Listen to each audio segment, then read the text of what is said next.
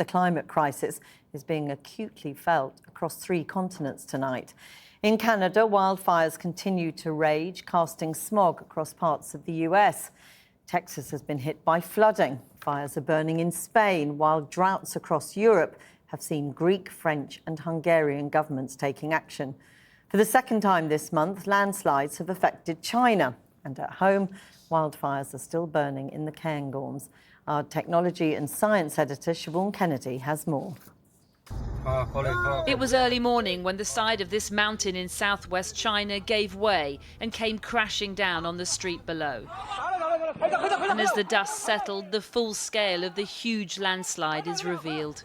Giant boulders have buried shops and residential buildings in the city of Chongqing, where rescuers have so far pulled 10 people trapped but alive from under the rubble, with many more feared dead. We don't know what caused the landslide, but it's monsoon season in China, and this region has seen extreme bouts of heavy rain, exacerbated, of course, by climate change, which has led to saturated soil and catastrophic mudslides. And in America, monsoon-like rains have battered Texas, with 2 so far killed and hundreds rescued, as the state's governor warned worse was to come. We're facing record-shattering rainfall that leads to very dangerous flooding. It wasn't flooding, but fierce fire that stopped this Canadian freight train literally in its tracks in Ontario. Amazingly, the drivers managed to stay calm as the inferno raged all around. Oh yeah, look over there. You guys got a light now or what? One of more than 800 wildfires currently burning across the country.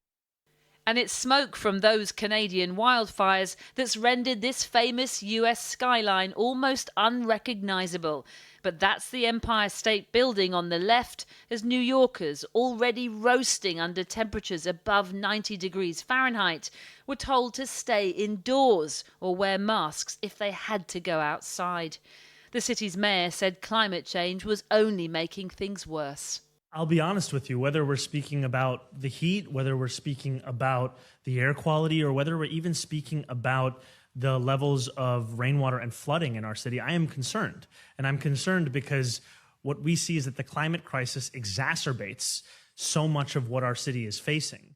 There was a similar acrid cloud blanketing Chicago, the capital in Washington, D.C., and in Michigan, where this bridge on the border connects the US and Canada, pollution levels were higher than anywhere else in the world.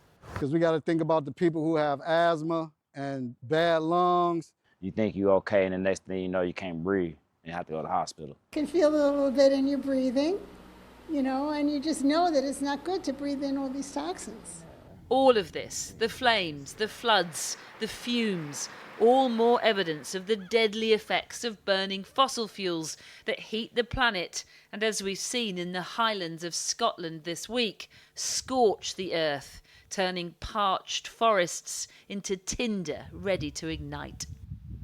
The charred remains a visible reminder of the challenge facing Andy Burnham as he enters Downing Street on Monday, with a priority, he says, to drive growth in every postcode.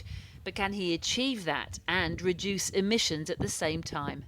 What is completely false is what we've seen bandied about too much in these last few weeks, is the idea that climate commitment reduces growth, is in conflict with growth. It's completely the other way around. Strong climate investment in the things I've just described will drive growth forward.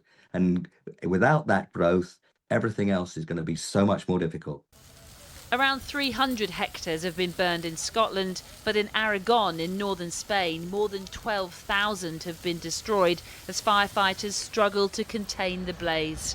And to think we're only in mid-July, as weather experts here say Britain and the world faces yet more heat waves in the months to come.